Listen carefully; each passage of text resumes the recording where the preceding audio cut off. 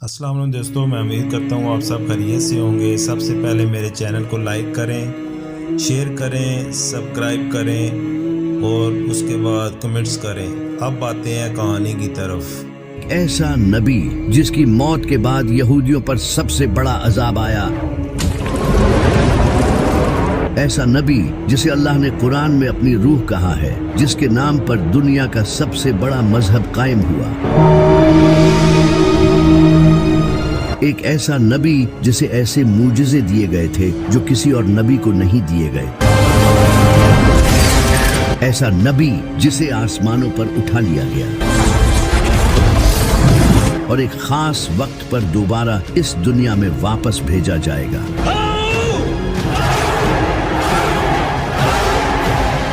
उसका नाम था हजरत ईसा अलैहिस्सलाम। लेकिन आखिर किस तरह इस इंसान को, जो लोगों को तौहीद सिखाने आया था, उसी को खुदा बना दिया गया और किस तरह बाइबल को चेंज कर दिया गया, चले जानते हैं।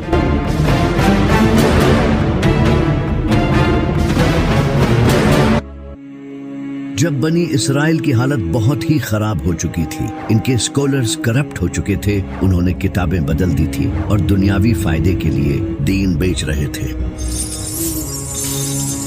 उन्होंने पूरे दीन को ही अपने मुताबिक बदल दिया था। ऊपर से उस वक्त फिलिस्तीन पर रोमन एम्पायर की हुकूमत थी, जो कि यहूदियों पर बहुत जुल्म करती थी।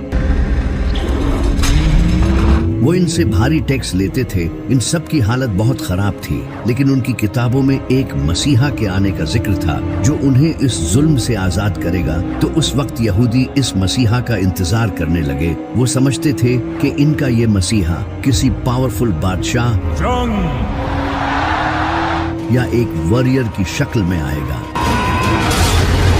लेकिन इसका उल्टा हुआ। एक दिन एक पाक दामन नेक औरत के घर हजरत जिब्राइल एक खूबसूरत इंसान की शक्ल में आए। इस औरत का नाम था सैयदा मरियम अलैहिस्सलाम, जो कि हजरत ज़िक्रिया अलैहिस्सलाम की परवरिश में बड़ी हुई थी। हजरत जिब्राइल ने इन्हें कहा कि अल्लाह आपको बगैर शादी किए एक अजीम बेटा देगा। सैयदा मरियम काफी हैरान हुई और उसके बाद वो लोगों से दूर किसी जगह चली गई। जब उन्हें शदीद दर्द महसूस होता तो वो एक खजूर के दरख्त के पास चली जाती और कहती, काश इससे पहले मुझे मौत आ जाती। लेकिन तभी गैब से एक आवाज आती कि गम न करो, और तभी उनके नीचे से एक पानी का चश्मा फूट पड़ता और जब वो दरख्त को हिलाती तो ताज़ा खजूरें गिरती, जिससे उन्हें हौसला मिलता। इन सब के बाद फिर एक दिन हजरत ईसा अलैहिस्सलाम का जन्म हुआ। सैयदा मरियम इन्हें लेकर वापस से बस्ती में लोगों के पास चली गई, लेकिन जैसे ही उन लोगों ने इन्हें इस बच्चे को थामे हुए देखा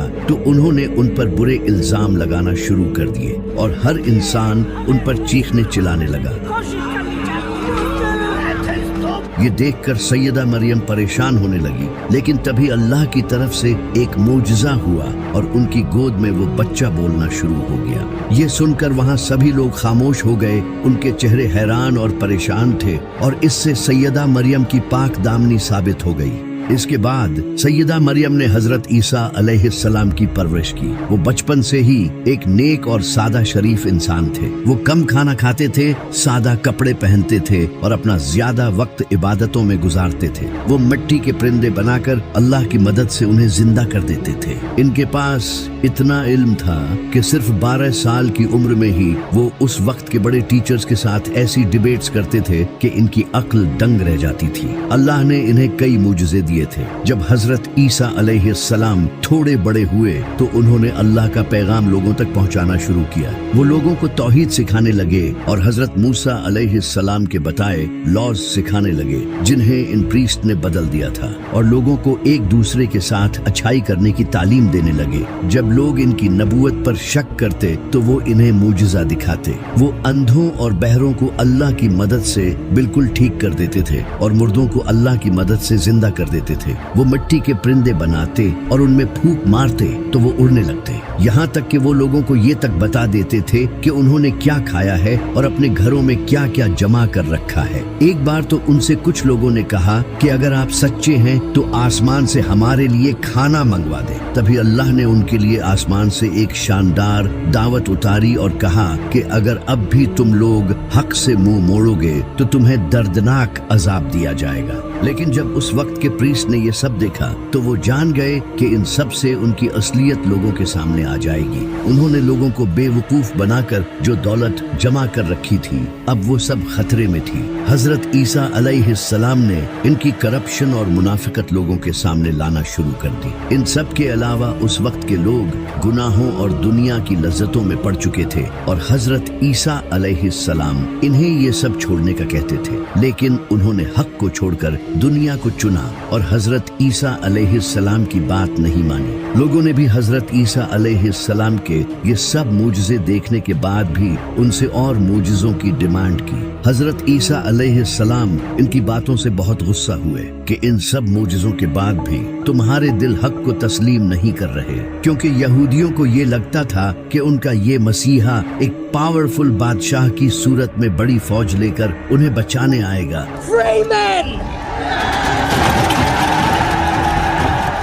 जबकि हजरत ईसा अलैहिस्सलाम उनकी तरह ही एक आम इंसान थे, बल्कि वो तो और भी ज्यादा सादा जिंदगी गुजारते थे। उस वक्त फिलिस्तीन भी रोमन एम्पायर के अंडर था। जब रोमन एम्पायर के बादशाह ने ये देखा कि एक इंसान लोगों को इन्फ्लुएंस कर रहा है और लोग इसे फॉलो कर रहे हैं, तो ये उनकी हुकूमत के लिए भी एक बड़ा खतरा था। इसी का फायदा उठाकर कई यहूदी प्रीस्ट रोमन एम्पायर के पास गए और उन्हें हजरत ईसा अलैहिस्सलाम के खिलाफ उकसाया और कहा ये इंसान बादशाह बनना चाहता है और इसीलिए ये सब कर रहा है। इसके बाद उन प्रीस्ट ने रोमन बादशाह के साथ मिलकर हजरत ईसा अलैहिस्सलाम को कत्ल करने का प्लान बनाया। इसी दौरान हजरत ईसा अलैहिस्सलाम अपने सहाबा के साथ खाना खा रहे थे। तभी उन्होंने उनसे कहा कि तुम में से कोई एक इंसान मुझे धोखा देगा, और फिर ऐसा ही हुआ। इन्हीं में से एक इंसान कुछ पैसों के बदले फौजियों को उनके बाग ले आया और इसी पॉइंट पर अल्लाह ने हजरत ईसा अलैहिस्सलाम को आसमानों पर उठा लिया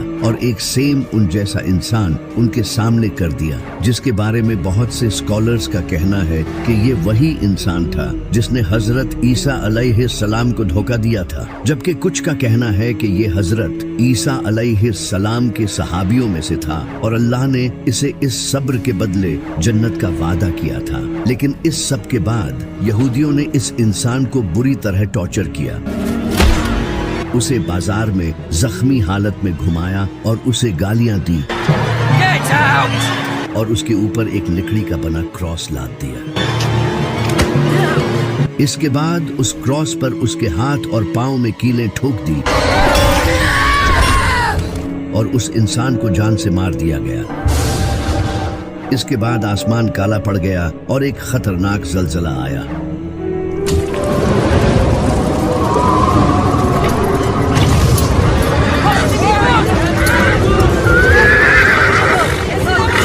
ये उन लोगों के लिए एक निशानी थी आने वाले अजाब की। लेकिन हजरत ईसा अलैहिस्सलाम को एक खास वक्त के लिए आसमानों पर उठा लिया गया है। अब वो दज्जाल का मुकाबला करने आएंगे, जिस पर हमने एक प्रॉपर वीडियो बनाई है। इस इंसान की मौत के बाद इनके साथियों के दरमियान डिस्कशन होने लग गई। इनके कुछ सहाबा ये मानते थे कि अल्लाह ने हजरत ईसा अलैहिस्सलाम को आसमानों पर उठा लिया है, जबकि कुछ का कहना था कि वो मर चुके हैं, जबकि कुछ का कहना था कि वो वापस आएंगे। इस तरह हजरत ईसा अलैहिस्सलाम के बारे में कहानियां फैलने लगी। एक फिरका हजरत ईसा अलैहिस्सलाम को अल्लाह का नबी मानता था, जबकि दूसरा फिरका इन्हें शहीद मानता था और तीसरे फिरके ने इन्हें अल्लाह का बेटा बना दिया। इस वक्त तक बाइबल एक बुक की फॉर्म में नहीं आई थी। लोगों को हजरत ईसा अलैहिस्सलाम की टीचिंग जुबानी याद थी और कुरान भी बिल्कुल ऐसे ही नाजिल हुआ था। आप सल्लल्लाहु अलैहि वसल्लम की वफात के कई साल बाद जाकर कुरान एक बुक की शक्ल में आया था।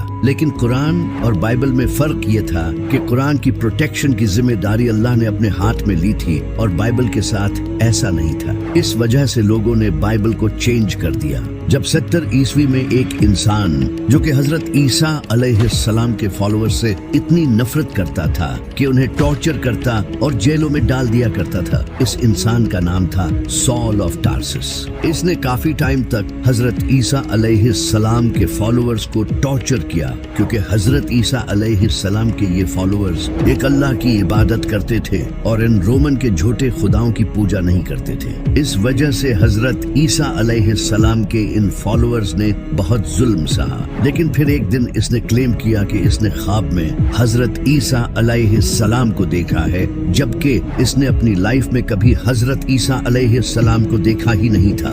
इसके बाद इसने अपना नाम चेंज करके पॉल द अपोस्टल रख लिया। इसने लोगों को ये बताना शुरू किया कि हजरत ईसा अलैहिस्सलाम कोई नबी नहीं बल्कि खुदा के बेटे थे। इसने ये आइडिया ग्रीक्स और रोमन से लिया था, जिनके झूठे खुदाओं के बेटे भी हुआ करते थे, जैसे हेराक्लस।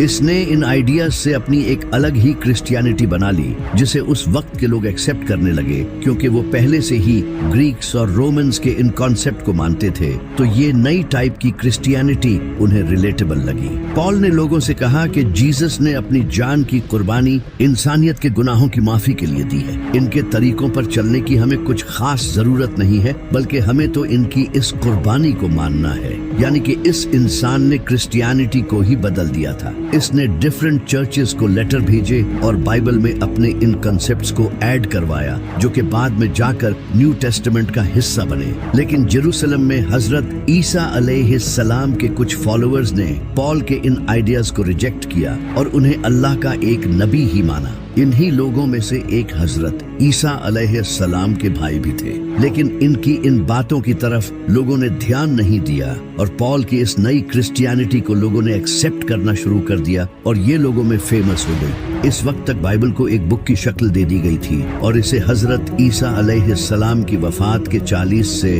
80 साल बाद लिखा गया था और इसके 4 गॉस्पल्स थे, मार्क, मैथ्यू, लूक और जॉन। इन चारों गॉस्पल्स में हजरत ईसा अलैहिस्सलाम के बारे में एक दूसरे से डिफरेंट बातें लिखी थी और कई ऐसी बातें भी लिखी थी जो कि हजरत ईसा अलैहिस्सलाम ने कभी भी नहीं कही। हजरत ईसा अलैहिस्सलाम के मुझसे जैसे मुर्दों को जिंदा करना, परिंदों में रूह डालना, इन्हें अल्लाह का बेटा प्रूव करने के लिए दलील के तौर पर यूज किया जाने लगा, जबकि ये तो मुझसे उन्हें अल्लाह की तरफ से दिए गए थे। लेकिन उस वक्त कई पुरानी गॉस्पल्स भी मौजूद थी, जैसे कि gospel of Thomas, gospel of Barnabas, gospel of Hebrews. इनमें हजरत ईसा अलैहिस्सलाम को एक नबी ही लिखा गया था, लेकिन उन गॉस्पल्स को चर्च के लीडर्स ने गलत कहा और इन्हें कबूल नहीं किया। लेकिन अभी सारे क्रिश्चियन हजरत ईसा अलैहिस्सलाम को खुदा का बेटा नहीं मानते थे। फिर 4th सेंचुरी में Constantine the great Roman empire का बादशाह बना। इस वक्त इसकी पूरी एम्पायर पॉलिटिक्स, जंग और रिलीजन की वजह से आपस में ही डिवाइड हो चुकी थी। तो इसने अपनी पूरी एम्पायर को यूनाइट करने के लिए लोगों को आजादी दे दी कि वो अपने रिलीजन को ओपनली फॉलो कर सकते हैं। ये पहली बार हुआ था कि क्रिश्चियनिटी भी एक रिलीजन बन चुकी थी जिसे लोग आजादी से फॉलो कर सकते थे। इससे पहले लोग क्रिश्चियंस पर जुल्म करते थे और इनके रिलीजन के भी खिलाफ थे। इस वक्त क्रिश्चियनिटी के 2 फिरके थे, एक जो हजरत ईसा अलैहिस्सलाम को नबी मानते थे, दूसरे जो इन्हें खुदा का बेटा मानते थे। इन्हीं फिरके में से एक इंसान खड़ा हुआ जिसका नाम था एरियस, जो कि लोगों को बताने लगा कि हजरत ईसा अलैहिस्सलाम अल्लाह के नबी थे, न कि उनके बेटे। इनकी बातों को कई लोगों का सपोर्ट भी मिला, लेकिन उस वक्त के चर्च के लीडर्स ने इसकी सख्त मुखालफत की, जो कि हजरत ईसा अलैहिस्सलाम को खुदा का बेटा मानते थे। इससे पूरी एम्पायर में कॉन्फ्लिक्ट पैदा हुआ और लोग एक दूसरे की मुखालफत करने लगे। जब कॉन्स्टेंटीन को यह पता चला तो इसने इस इश्यू को फौरन हल करने का सोचा, क्योंकि इसने लोगों को यूनाइट करने के लिए ही तो रिलीजन फॉलो करने की आजादी दी थी, लेकिन अब तो और ज्यादा इश्यूज आने लग गए थे। तो कॉन्स्टेंटीन ने एक बड़ी काउंसिल बुलाई जिसमें 300 से भी ज्यादा प्रीस्ट आए। इन सब के दरमियान एक मीटिंग हुई, लेकिन इस मीटिंग में एरियस के इस आइडिया को लोगों ने रिजेक्ट कर दिया और हजरत ईसा अलैहिस्सलाम को खुदा का बेटा डिक्लेयर कर दिया। इसके बाद से जो भी हजरत ईसा अलैहिस्सलाम को खुदा का बेटा नहीं मानता था, उसकी बाइबल्स को जला दिया जाता था और उन्हें मार दिया जाता था।